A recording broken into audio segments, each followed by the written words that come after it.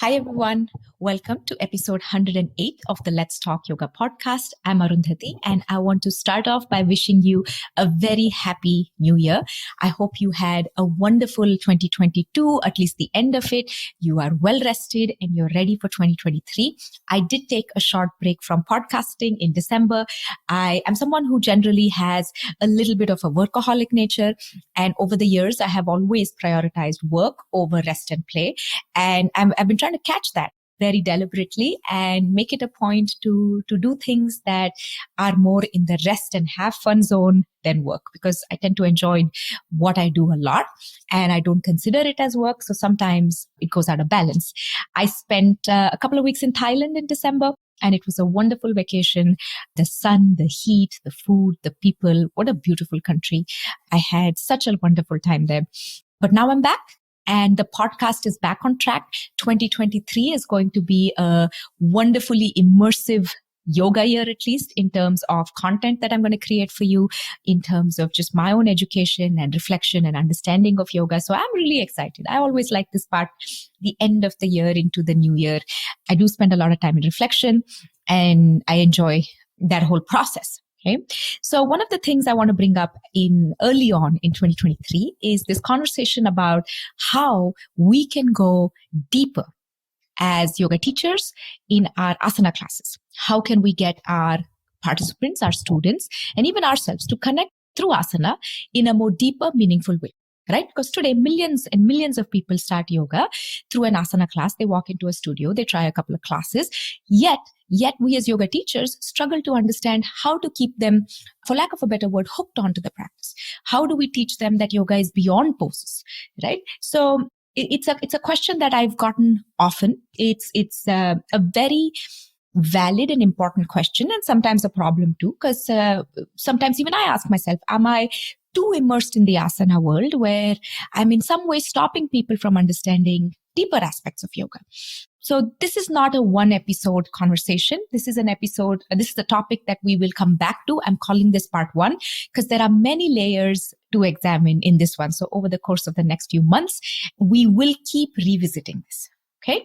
So just think of this as setting the stage and getting you to start thinking about this. So together over the course of the new year, we can work towards building a more meaningful asana class for ourselves and our participants. So we can highlight a little more of the yoga part in asana. Okay. So I want to kick things off by once again reminding you that 2023, we will be focusing on a lot of free content coming your way, of course, through the podcast, but I'm also building my newsletter in a new way, okay, in a very educational way. Think of it as you get the podcast, but you also get this written blog or PDF every couple of weeks. Okay. So make sure you sign up for that.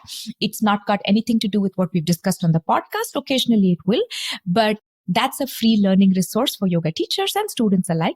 You sign up for that newsletter by going to the link in the podcast description, or you just go to the show notes or my link in Instagram, bio link in Instagram, and you can sign up. Okay. I highly recommend you do that. Don't rely only on Instagram because those algorithms will keep changing. Those reels keep changing. So just make sure you get on the newsletter so you and I can get really immersive and nerdy about yoga in 2023. Okay. On that note, let's kick off today's episode. Hi, my name is Arundhati and you're listening to the Let's Talk Yoga podcast. I'm an ex-Bollywood dancer turned yoga and wellness educator. I've built a 6-figure business as an immigrant, woman of color yoga teacher with no business background, no handstands, pure instinct, and the free information found on Google. If you love doing yoga and you dream of teaching it someday, this podcast is for you. We go over everything from doing and teaching yoga to scaling a small business, living a modern yoga lifestyle, and so much more. You'll find interesting, fun, raw conversations along with some tips, tricks, strategies, and insights in this podcast. So grab your cup of chai and let's jump in. Now, you already know that millions of people begin yoga through asana. right? Through walking into a yoga class or trying a video on YouTube and so on. Yet the most common problem most of us as yoga teachers face today is that we struggle to take a lot of our students beyond just asana. Right. And sometimes I've questioned myself, and other teachers have said this too. Are we part of the problem in literally the asanization of yoga? And how do we become part of the solution? Right. So the first thing we need to do here is set expectations, to set the correct expectations. Right. If somebody is walking into an asana class, the goal of that class is to primarily teach them asana. Right. And not everybody needs to learn all of yoga. Make sure you hear that. Not everybody needs to learn all of yoga in the capacity or the intensity or even the sincerity with which you and I are pursuing this path. Okay. There are always layers you could add on. Okay. You can always add layers into it, but time is your best friend when teaching yoga. Okay. And that's a key component for you to understand, that just don't expect that everybody who walks into your classes will want to learn all of yoga and immerse in the way that you are learning yoga, or even what interests you about yoga should interest them in yoga as well. Okay. More often, a lot of yoga teachers start to jump into explaining the sutras or read an inspiring quote that has nothing to do with yoga many times. Okay. Sometimes people make yoga very political in asana class, unable to separate their personal and private lives from their professional job of teaching in that moment. And often these things do not land with a student who has walked in because their back is hurting or they're tired or they've heard yoga will help de-stress them. Okay. So what you want to do, okay, is create a stronger relationship between the student and their asana practice. That is where you start. Okay. Make sure you hear that. Build a rock solid relationship between the physical practice of yoga and your students' understanding of it. Okay. And through this conversation, I'm going to give you ideas on how to do that. But how can you expect a student to understand more of yoga when they haven't understood asana in depth? Okay. Now, needless to say, I am not saying make them do handstands and arm balances and quote unquote harder asanas. I'm asking you to help them relate on all layers of their existence and experience to the asana. Okay. And you want to make asana meaningful to the student. Okay. This is the missing part. Okay. So make sure you really hear that. If you are multitasking, you want to come back to this, because to be able to teach deeper and more meaningful asana and physical practice of yoga, your focus this year should be on strengthening the bond, the relationship, and the understanding of asana for your students. Okay. Maybe for yourself and then for your students. Okay. So when I'm talking about this in this episode, I'm not talking about teach them more intensity or harder poses. Teach them how to be more present and relate to what they're doing at a much deeper, more conscious level. Okay. So I'm going to give you 5 main pointers here. Okay. Some of them are a little longer than the others, but over time, the intention of this conversation is to start getting you to reflect more on why this is important. Okay. So again, there is not just 5 top pointers here. There are so many ways in which we could come at the same topic. So let's get started and then we'll see where we're at.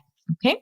Now, to begin, I'm keeping this really simple. Part 1 is going to be really simple. Maybe some of you already do a lot of this. Maybe some of this will come across as good ideas for you to try. Okay. But the first thing you want to do is tell them why the pose is good for them, not the general practice of asana. Tell them why a specific pose they are in is good for them. Okay. And don't just do this as a boring newscaster. Okay. Make it interesting for them. Okay. For example, I'm just giving you some random examples that are coming to my mind. For example, Utkatasana. Okay. Fierce pose. It helps to strengthen the muscles around the knee joint. Now, you and I know that, right? But when you say it in class, I like to say things like, I don't know about you, but I still want to be doing yoga in some capacity when I'm 90 years old. And I know for a fact that as much as I don't like this pose and it's not my favorite thing to do, staying in this for about 20-30 seconds today will slowly help me reach that other goal of when I'm much older, I want to still be in yoga class. I still want to have fun. right? So you want to weave a story. You want to make it more engaging is what I'm trying to say. Okay. So find things that you can say, like even right now, pause the podcast if needed. Okay. And make a list of at least one thing you could say about a pose that is not just a list of benefits that you picked up from a book or a manual somewhere. Okay. Something where you can weave a little story. I bring a lot of humor into classes. Okay. And make it contextual. Okay. See how the benefit that this can offer relates to the participant in front of you. Okay. You don't just have to share about poses. You could share about the general practice of asana. Like I talk about why standing poses are good for you, when they're good for you, when is a seated pose good for you, what are the benefits, inversions, and so on and so forth. I also talk about the importance of, say, shavasana, for example, or why we do propped up versions of certain poses, even though all my participants today at Aham Yoga are fully capable of doing the non-propped version. Okay. For example, I talk about bakasana, okay, crow pose. And people who come to Aham Yoga know a seated version of crow, a supine version of crow. Okay. They know several versions of the arm balance itself with a lot of props. So even if they can't independently balance, they still can do a prop assisted version of balance. And I tell them that, again, I go back to aging gracefully is one of the main reasons why I do asana practice or yoga in general. And I tell them that when we're 90 years old and we're still coming to Aham Yoga and we're still practicing this, right? Maybe our wrist cannot handle it. Maybe even tomorrow something will happen and our wrist cannot handle it. You should never feel like you don't have options. You have the seated option, you have the supine option, and generally teaching them that it's not only about now, but how yoga as a practice can evolve as things in their life begins to evolve. Okay. So that's one thing, really getting a conversation going about the deeper meaning of asana on a physical level, on a mental level. Okay. Now, speaking of on a mental level, another thing I like to ask my participants to do is notice when they walk into class and when they're about to when they sit down on their mat and we have that 5 minutes before class, I ask them to notice if they are physically tired or mentally tired. Sometimes it's both. Sometimes it's neither. Okay. But the reason I ask them to do this is because how you show up will influence how you experience the practice. Okay. For example, if you are physically tired and I'm trying to do a more energizing sequence that requires you to invest more physically, it may feel really like it's harder for you to do, right? And essentially, I'm trying to teach people to realize that, okay, I walked in physically tired and I asked them to notice after practice, how do they feel? And that they perhaps walk out feeling a little more revitalized. Okay. And then I try to relate again the benefits, the need for the practice into how it can always attending class, not necessarily class, attending the practice in some capacity will enhance their state of being. Okay, physically, mentally, emotionally, and spiritually. I ask them to notice if they feel restless, if they tend to feel like they do not want to come out of Shavasana, or they feel like they can't go into Shavasana because they're very restless. Essentially getting people to notice what's going on in their body. Sometimes our senses, we're so overstimulated to notice that, or understimulated in other ways, but to notice that. And then to notice the various things we do in the practice and how we create that change through that embodiment. So that's kind of what I try to get participants to notice. Okay. Now I don't do all of these all the time, but I do them habitually enough to a point where everybody knows it effortlessly. Another one, the third thing I ask participants to notice is if a particular pose is heating or cooling. Okay, I'm going to say that again. I ask participants to notice if a particular pose is heating or cooling. Okay, by that I mean when you're in an asana, internally, does it make you feel warmer, even hotter? Does it build heat? Whereas other poses make you feel a lot cooler. Okay, quite literally if I'm looking at the body temperature. Okay, now every pose has these three qualities: heating, cooling, and more neutral. If I've noticed a lot of people don't understand this. So if you want me to do a more deeper dive into sequencing and how this layers in, let me know. Find me on Instagram or reply to the newsletter and let me know. But heating and cooling as principles and as qualities of the poses, they influence how you sequence a pose. Okay. When someone is overstimulated, there is generally a lot of heat. There is a lot of pitta, if you're familiar with Ayurveda. And then at that point, just doing an excessively heating practice may not be the best option. Right.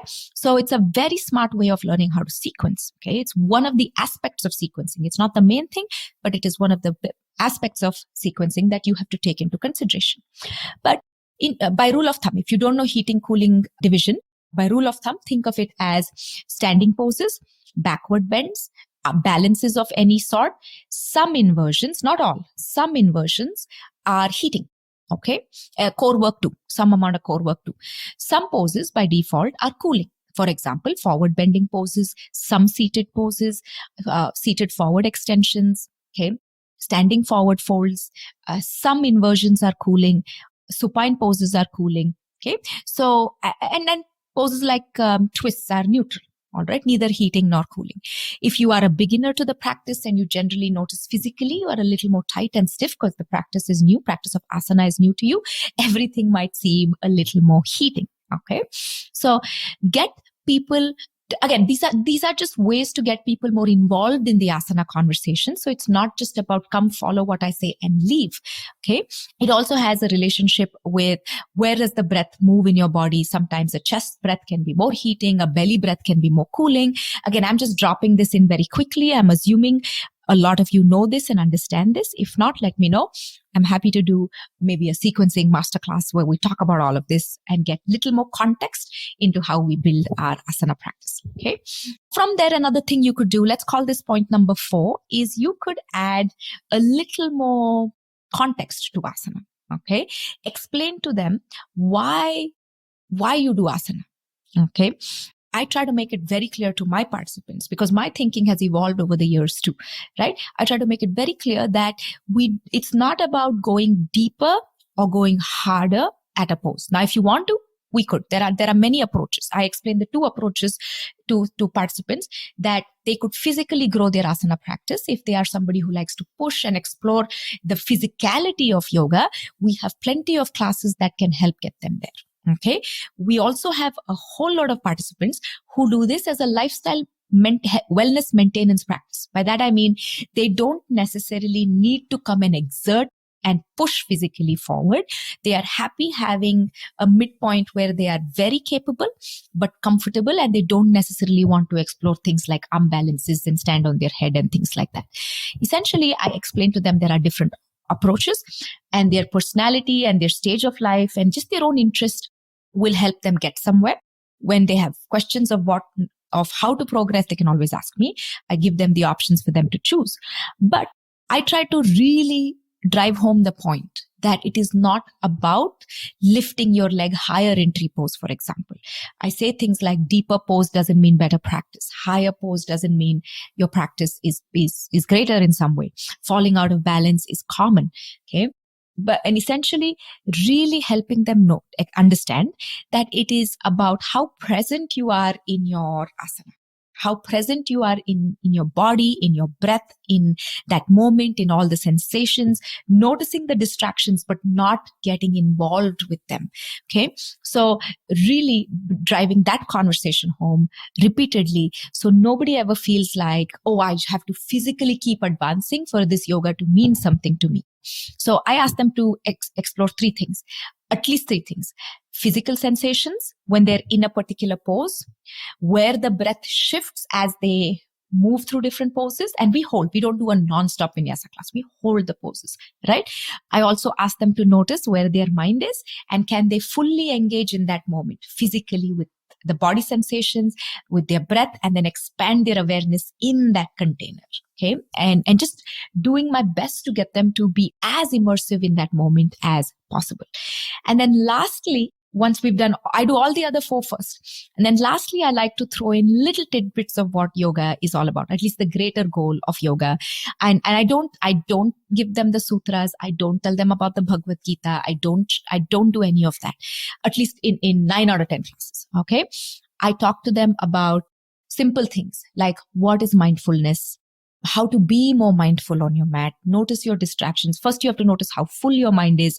Sometimes you have to notice how mindless you are to be able to understand what mindfulness is. And I give them little tidbits of how the central premise of yoga is to actually be present.